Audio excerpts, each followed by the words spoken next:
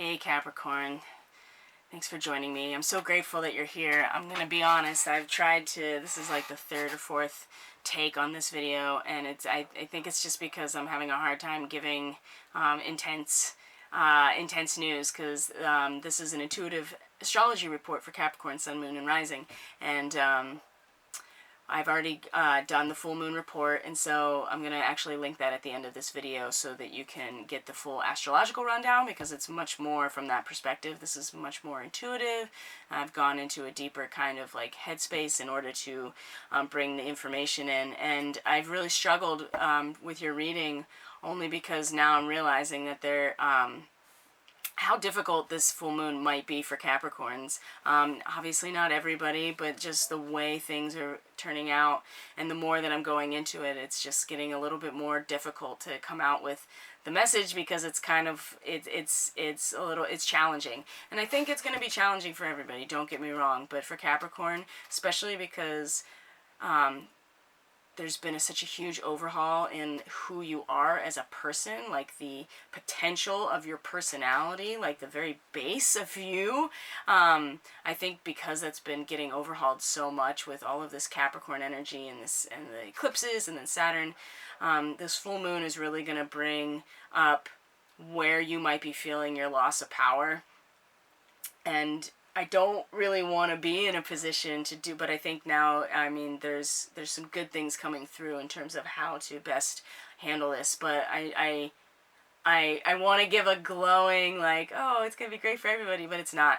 And it's, that's just real life. But with Capricorns, I feel like that the full moon is really going to highlight, like, where, and it's very much in the zone of your resources, right? Your resources that you have around you, that you have at your disposal, what surrounds you materially, and the resources that you have with other people. And so that, can mean a lot of different things. So you're looking at the 2nd and 8th house, and, it's for Capricorn, I think that the struggle here is personal power, and I feel this full moon, the potential here is to show you where you potentially are losing power, and to also how to get yourself more to plug the hole, basically, so that you can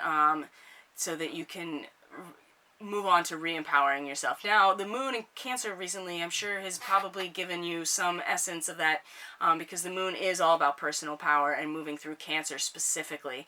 And it's been in the zone of your relationships themselves, how you show up in relationships. So, I mean, there's been an opportunity, but the moon coming through into Leo for the 8th house, I mean, there is certainly there's certainly an innocence and a willingness to like be totally open-hearted and to share your full self when it comes to the shared resources you have. But the other side to that is that there is definitely a focus, because it's in Leo, that the resources that you share, Capricorns just have a hard time sharing. I think that's really what it is, because you are the one that does, you as an individual, as a person, your propensity, the baseline of your personality is to be industrious and to be solid and to be paternal and to be the material, like, the institution itself, the context that we all find our society in.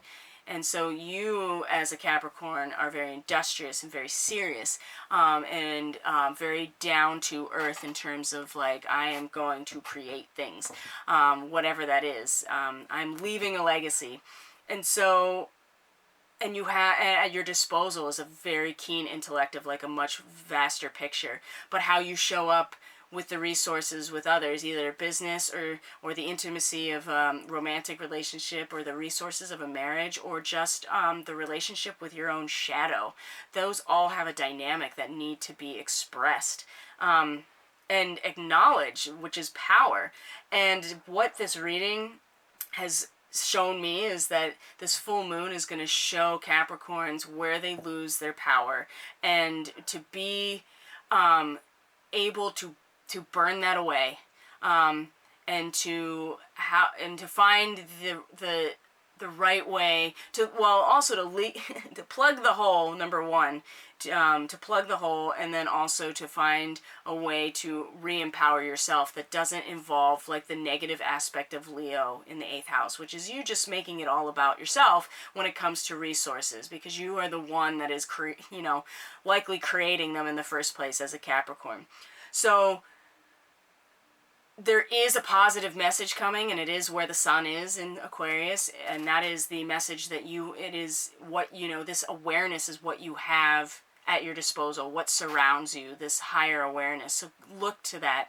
And use your discernment. Aquarius is sharp, and it's innovative, and it's almost detached in some ways. And so be willing to use your discernment to use as a way to jump off into understanding. With Venus now in Aries and Chiron in Aries, this is your 4th house of your personal power, your home and family, your family of origin. It is the place where your self-esteem is built. It is, what is your root? It is, what is the core to the center of the earth? What roots you to yourself and allows you to feel safe and secure emotionally. And Chiron is going to be here for a while, so your personal power is in a very potentially active place, which makes sense for a Capricorn, of course, but Chiron is showing where this wound is for everybody, and for Capricorn, it's in this place of personal power. And Venus is coming through now and just like ready to get stuff done about it, and show you what feels good about having personal power. So it's going to be interesting. And now that Mercury's moved into your 3rd house, he's the natural ruler of the 3rd house, not so happy in Pisces necessarily. Things are not as clear cut. They're very elusive and could potentially be confusing, especially with the retrograde coming. But Capricorn, I'm telling you, this is a way you can tap into this, into the collectivization aspect of what Pisces is, because that's how it's the language that you use, the language of compassion, of love, of spiritual union, of all is one. That is the language that you use. That is, your first understanding or your first knowing of how the world is organized is through Pisces. So, and Neptune's been here in your 3rd house. I mean, it's just so much intuitive power and awareness here for you, and now Mercury's going to come along and make it a little bit more personable to Capricorn. So, but this full moon specifically is about a loss of power, and because Mars is coming into your sign very soon, and at that point you're going to feel real push. There's going to be a lot of courage and ambition behind, like, building on who you are. And so right now you're getting an opportunity to really look at that a lot deeper. So with the cards, with the tarot, was the Queen of Swords and then the High Priestess reversed, right? So here's loss of power with the High Priestess, and loss of power, like, on the inside, absolutely. And the Queen of Swords, I mean, there's information that just needs to be, there's things that need to be said, and in a compassionate way, with love, but needs to still be said, and, things need to be discerned properly. And this is certainly I think it's more of the moon. Now, I don't think you're really going to like it. The High Priestess is the moon, and she's reversed in this position. I think that it's going to be in a place that potentially Capricorn is going to hurt, but just remember that she's there, and she is that aspect of you that's deep within, that's nothing. It is the void, it is the stillness, and that can't, if you can't disturb that, you can't disturb anything. The waterfall, the Six of Forces, also reversed. This is another symbol of the loss of power. And even though it's water, forces is a very active, it's like the force of nature. It's very much an active creation potential element when it comes to this deck. And so again, more loss of power that's coming. And I don't think it's loss of power as much as it is being made aware of where you lose your power in the context of the resources you share with other people. And they can be any kind of resource, you know what I mean? Energetic, financial, material, emotional, all of these things are resources. And when you share them with other people, they take on a life of their own. And I think that this is, you wear your heart on your sleeve in the context of these relationships when it comes to resources, and you trust people, and I think you get burned, and I think this is where you lose your power, and you're going to see, you're going to get to see with the full moon, like the full extent of that. So the animal messages, absolutely. The shark, using your discernment, trusting your instincts, and the kiwi, do a walking meditation every day. I don't think this is something that you're necessarily going to figure out right away. You need to take the time, especially after the full moon, to really get centered in your body and to allow everything to filter through in a way that's very natural. Especially because your 5th house is Taurus, where Uranus is now, and that's big collective awakening in a very physical, material way. And this is part of how you express yourself, Capricorn. You express yourself through material aspects of reality. It makes sense. And that's Uranus is awakening us in that aspect in different ways. And for Capricorn, it's definitely in how you express yourself. Like, where is your heart really situated? But I think you really need to take some time to know exactly what the truth of the situation is. And that's going to take some time, like investing in the stillness. There's just not enough stillness. You know what I mean? There's something there's something that's not going well, or when it comes to this, like, you're having a really hard time actually getting to this place where you can have the still water so you can see deep. But it's okay, because the Queen of Swords is here. She's going to tell you what needs to be done to get the Priestess in a position where she's in more empowered mode. But there is power being lost, absolutely. So Capricorn, keep your mind sharp. That's what you have at your disposal. That's what's around you, is this ability to be sharp and discerning.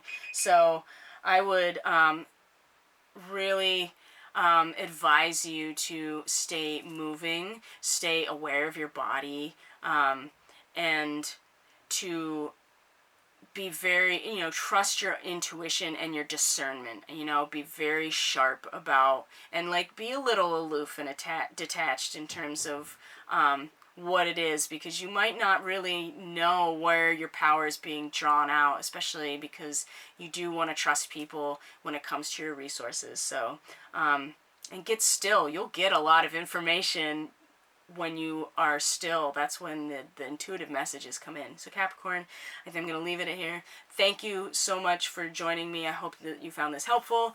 The description box below has all the information. I do daily astrological updates on my blog. Facebook is the hub for which I post everything, and also where you can book a reading with me. And then also my email is in the description box below. Please reach out if you have any questions, you want to book a reading, you have concerns, or you just want to say hi. I'd love to connect. Thank you so much for being here, Capricorn. Have a great full moon. I hope that you get the messages that you need and that you are sharpening your discernment. Take care of yourself, and I'll see you next time.